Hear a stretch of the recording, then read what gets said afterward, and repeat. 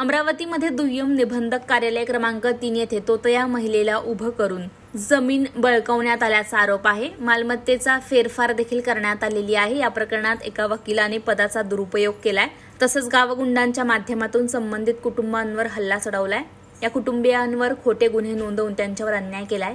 4 दिवसात अन्यायग्रस्त शहनाज परवीन जलील खान यांच्या कुटुंबियांना न्याय न मिळाल्यास आंदोलन आणि संबंधित विभागाच्या अधिकाऱ्यांना काळ फासणार असा इशारा रिपाईचे सुनील रामटेके यांनी आज पत्रकार परिषदेत दिलेला आहे। नाव सांगायचं का? मी सुनील रामटेके, युवक जिल्हाध्यक्ष Republican Party of India Athawale.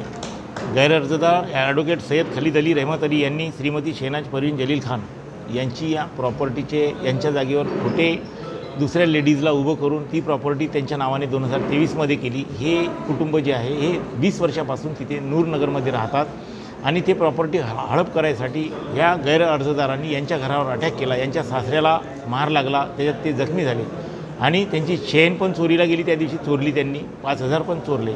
हे सर्व करत असताना त्यांनी बार कौन्सिलला सांगितलं की माझ्यावर अन्याय झाला, वकिलावर अन्याय झाला, तर बार कौन्सिल एकत्र आली आणि निबंधकाकडे खोटे डॉक्युमेंट जमा करून ती प्रॉपर्टी यांच्या नावाने केली। म्हणून आम्हाला आपल्याकडे आपण यांना न्याय दिलेला पाहिजे।